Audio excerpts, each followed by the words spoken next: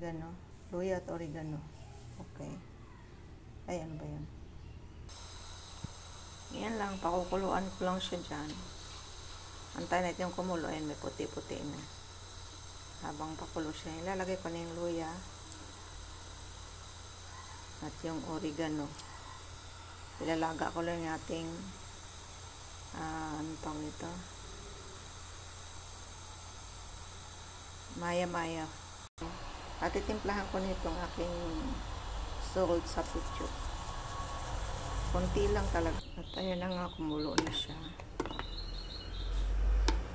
Luya at oregano lang to. Inaalis ko itong may ano na to, inaalis ko yan. Ayan, kulong-kulo na. Ilagay ko na yung maya-maya. Sasama ko yung sa salad. Himay-himayin ko lang yan siya. Tapos sama salad. 2 avocado. Kasama yan sa salad. Siyempre, hindi nawawala ang oregano. Fresh oregano.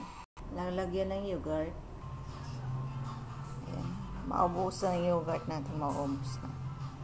Fish. Maya fish.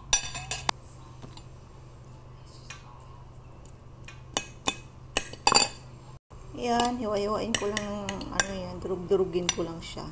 Wala naman tinik yan. At lagyan ko ng kaunting mustard. I-mix ko ang oregano. Tangkay ng celery. Ayan, mikos-mikos lang. At saka ko ilagay yung hinimay-himay na maya-maya ko. Maya-maya. Mix.